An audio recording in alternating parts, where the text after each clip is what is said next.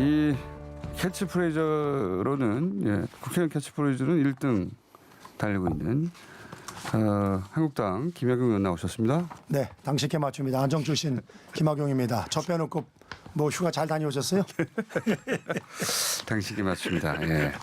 지난번에 한번 이렇게 조사해 보셨잖아요. 네. 추가 조사 안 하셨습니까? 나머지 혹시 그 나머지 조사 하다가 뭐 히트 상품 없었어요? 네, 현재까지 없습니다. 나오면 바로 연락드리도록 하겠습니다. 오늘 시간이 없는데 빨리빨리 진행하시죠. 알겠습니다. 자, 네. 사안이 많으니까 네. 먼저 하시고 싶은 것부터 하시죠. 어떤 것부터 할까요? 뭐 편안하게 물어보세요. 가장 큰 이벤트는 지난 주말에 판문점 회동이었으니까 거기부터 해볼까요? 네, 뭐 판문점 회장은 뭐 여러 번 많은 채널에서 이 얘기를 했기 때문에 간단히 말씀드리면은 그 만난 것 자체는 상당히 고무적인 예. 일이지만 버라이어티 쇼로 끝나서는 안 된다. 예. 실질적인 비핵화를 이끌어야 되는데 막 그런 부분에 대한 언급 자체가 없었다는 거, 덕담으로 끝났다는 거는 아쉽지만은 뭐 그야말로다가 시작이니까 좀 더 지켜보도록 하겠습니다. 근데 실제 그런 대화가 있었는지 없었는지는 트럼프 대통령하고 김정은 위원장 사이 공개를 안 하니까 모르는 거죠. 뭐 그럴 수도 있고요. 네. 네. 그 정도입니까? 네. 다른 게 지금 많아가지고 거기 시간 뺏길 수가 없습니다. 그럼 그 관련해서 한 가지만 여쭤볼게요. 네네. 그러니까 시각이 궁금해서. 김정은 위원장이 그 다음번 회동에는 워싱턴을 가는 게 낫습니까? 아니면 트럼프 대통령이 평양을 방문하는 게 낫습니까? 그 의원님 감각으로 보시면 둘 중에 하나라면. 두 개 다 네. 역사적인 일이 되겠죠. 그러나 어느 쪽이 더 효과가 있을까요? 글쎄요. 뭐 두 개 다 우열을 가리기가 힘드네요. 그러나 더 상징성 있는 것은 아무래도 김정은 위원장이 미국을 가면은 네. 좀 더 좀 전 세계적으로 봤을 때는 고무적인 일이라고 생각이 됩니다. 판문점을 한번 왔으니까. 네네. 네. 북한 땅 살짝 밟았지 않습니까? 알겠습니다. 이 그 패스트트랙 관련해서 정개특위 사개특위 위원장 가지고 아직도 결론을 확실히 물론 뭐 민주당은 정개특위 쪽으로 기울어진 것 같긴 한데. 네, 이런 거죠. 사개특위 위원장을 맡고 싶은데 사개특위 위원장을 맡으면은 소위 그 민주당과 야 3당의 공조가 깨지니까. 연동 공조가 깨지죠. 참 이 연동이라는 게 참 말이 의미가 깊습니다. 왜냐하면 연동형 비례대표제로 해서 연동이 됐는데 바로 그 두 개가 더 연동이 돼 있기 때문에 이렇게 애를 먹고 있는 거거든요. 그래서 만약에 그래서 사개특위를 한국당에서 맡게 됐어요. 네, 그래서 이제 예를 들어서 사개특위에서 예를 들면은 공수처법이나 예. 검경수사권 예. 검경수사권 조정 같은 것이 잘 진척이 안 되면은 정개특위도 안 되겠죠. 이제 정개특위까지 이제 연계가 돼 있으니까 네. 어려움을 겪게 돼 있죠. 뭐 자유한국당 입장에서는 그래서 공수처법이나 이런 거를 사개특위를 통해 가지고 신속하게 처리하지 않고 굉장히 느리게 갈 거 아닙니까, 그죠? 느리게 가기를 바라십니까?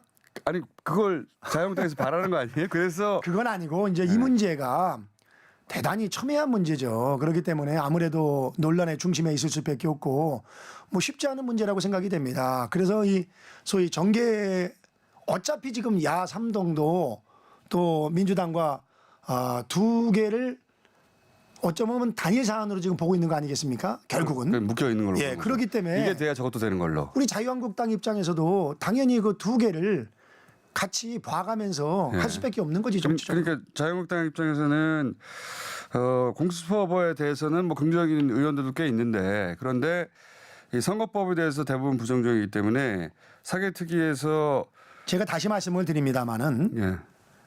소위 그 사개특위에서 태운 검경 수사권 예. 조정 문제 공수처법은 예. 저는 패스트트랙 대상이 될 수 있다고 생각합니다. 그러나 그러니까요. 예.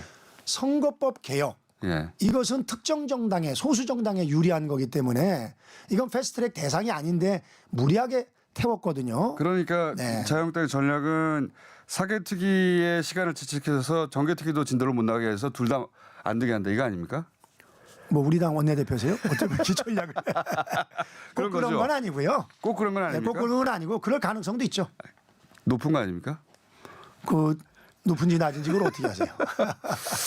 참, 예. 한동안 아니 올해 민주당이 여러 가지로다가 막 지금까지 소위 짭짤하게 재미를 봤는데 예. 그 난관에 좀 봉착한 것 같은 느낌을 받고 있습니다. 네, 알겠습니다. 그러니까 사개특위는 진도를 안 빼주겠다 이런 말씀이신 것 같고. 자, 그리고 자유한국당이 굉장히 반가워할 이슈입니다. 이것은 뭐요? 북한 목선. 예, 이건 또 목선이요? 예, 이건 군이 잘못했죠. 예, 이걸 어디까지 나갑니까? 자유한국당은 국정조사 해야죠. 국정조사까지 간다. 예. 아니 국정조사를 해야 되는 아주 그 모델 케이스라고 저는 생각이 됩니다. 모델 케이스다. 왜냐하면은 예. 지금 소위 국방부 진상조사단에서 예. 셀프 면제부를 줬지 않습니까? 예. 근데 신기한 게 저는 이렇게 생각을 합니다.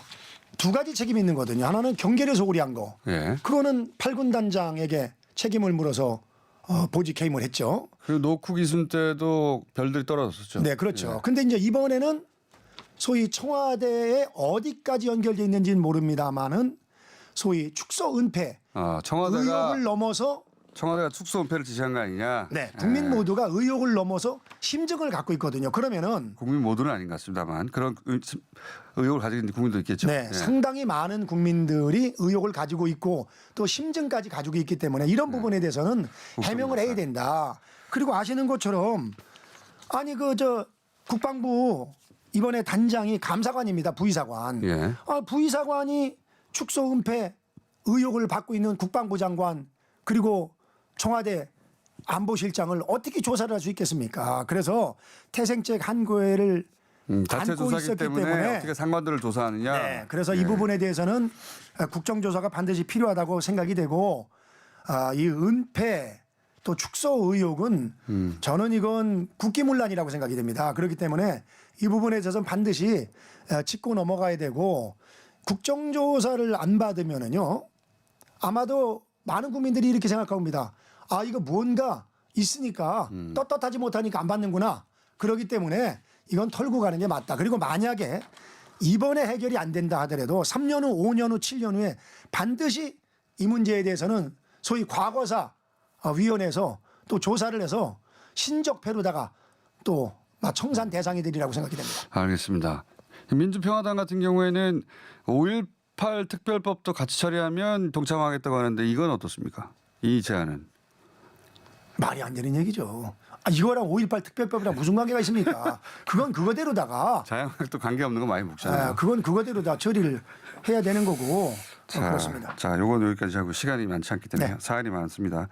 그리고 일본 아베 총리가 갑자기 그 일본 반도체 소재 핵심 소재 3가지 품목에 대해서 한국의 수출 규제 발표를 했습니다. 예, 일본이 일단 왜 그랬을까요? 제가 예. 안 계실 때 지난주에 그 아베가 이런 이야기를 하기 이틀 전인가 제가 여기 방송에 나와서 예. 미리 제 예언을 한 바 있습니다. 아마도 이것이 깊어지면 이런 카드를 쓸 경제보복 카드를 쓸 가능성이 있다. 그런 말씀을 드린 것으로 제가 기억을 하고 우리 있는데. 정부도 그걸 예측했긴 했다고 하더라고요. 예. 예. 근데 왜 이럴까요? 일본 뭐 아베 정부는? 어떤 것이 옳고 그름을 떠나 가지고서 예. 두 나라에 예. 도움이 안 되는 일이죠. 그렇기 때문에 두 나라의 정상들이 좀 머리를 맞대고 이 문제를 극복해 나가야지. 근데 아베 총리를 만나자고 했는데 안 만나주잖아요. G20에서. 글쎄. 문재인 대통령만 만나자. 그러니까 문재인 대통령이 안 만나려고 한 게 아니라 만나서 해결하려고 해도 안 만나주지 않습니까? 그럼 어떻게 해야 그게 됩니까? 이제 예. 뭐 솔직히 말씀드리면은 예. 뭐 기분이 나쁘면 한 번 정도는 안 만나줄 수 있지만은 공개적으로 이래서 우리 대통령이 이런 문제는 양국에 도움이 안 되니까 허심탄회하게 만나 대화를 하자면은 안 만날 수가 없죠. 그렇게 해서 안 만나면 그것은 전적으로 아베의 책임으로 다 근데 돌아가게 되는 그거보다 거기 더 때문에 큰 행사인 우리로서는 예. 믿을 게 없는 거죠. G20 같은 큰 행사에서 만나려고 했는데 유독 바로 가장 가까운 나라의 대통령만 안 만났잖아요. 예. 그거는 한마디로 해서 감정의 표출이라고 봐야죠. 엿먹어라 이거죠. 그러니까요. 그 일본 아베 총리가 굉장히 이렇게 감정적으로 나오는데. 아니, 물론 그거 자체는 예. 옳지는 못한 거죠. 막 그럴수록 오히려 더 만나가지고서 대화하는 모습을 보여주는 게 저는 맞다고 보는데 뭐 그럼에도 불구하고 이미 엎질러진 물이니까. 근데 왜 그 나경원 원내대표는 계속 우리 정부가 감정적으로 대응한다고 그러는 거죠? 둘 다 감정적이었던 거죠. 솔직한 얘기로. 말은 바로 해야죠. 한 군데만 감정적이어서 손바닥이 마주쳐야 소리가 나지. 그렇기 때문에 저는 이 문제는 소위 양국에 도움이 안 되기 때문에 어떻게 풀어야 합니까? 어떻게 풀긴 그 방법을 제가 알면은 제가 직접 대통령을 하죠. 그런 정도 간단한 사안은 아니라고 보고요. 다만 그럼에도 불구하고 머리를 맞대고 논의를 하면은 저는 분명히 방법은 있으리라고 생각이 됩니다.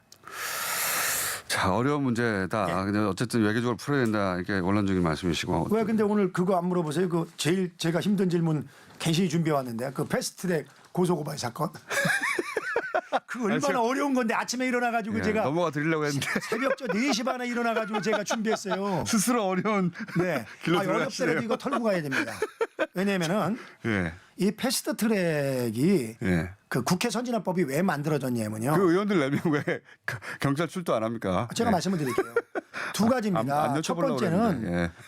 공식적으로는 여야 합의를 이루기 어려운 쟁점 법안이 국회에서 장기간 표류하는 것을 막기 위한 제도가 이게 공식적인 거고요. 예. 실질적인 거는 뭐냐면요.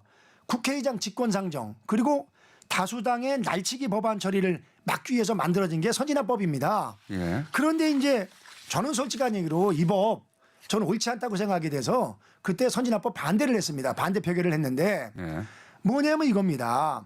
그러니까 패스트 트랙이라는 게 다수당의 횡포를 막기 위해서 만들었는데 그게 속뜻인데 이번에 이제 소위 신종수법 날치기가 나온 거예요. 뭐냐면은 초유의 여야 야합에 의해서 이 패스트 트랙을 딴 건 아니고 선거법 얘기하는 겁니다. 태웠단 말이에요. 그러니까 불법적이 됐건 불법 사보임에 의해서 불법적이 됐건 아니면은 최소한도 무리하게 패스트 트랙을 태우고 그것을 막는 과정에서 이런 고소고발 사태가 났다 이거예요. 그래서 저는 근데 네가 나를 약 올려서 내가 때렸어 한다고 해서 그 때리는 행위가 없어지는 게 아니기 때문에 그 조사는 받아야 되지 않습니까? 조사는 받아야죠. 근데 제 왜 얘기 안 들어보세요. 안 가냐 제 얘기 이거죠. 받아보세요.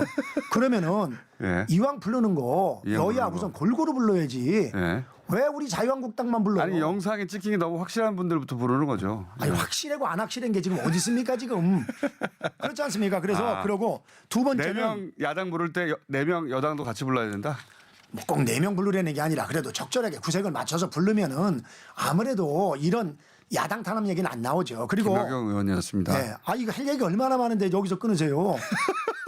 이거 준비 지금 새벽에 왔는데 이거 끝날 시간 됐어요?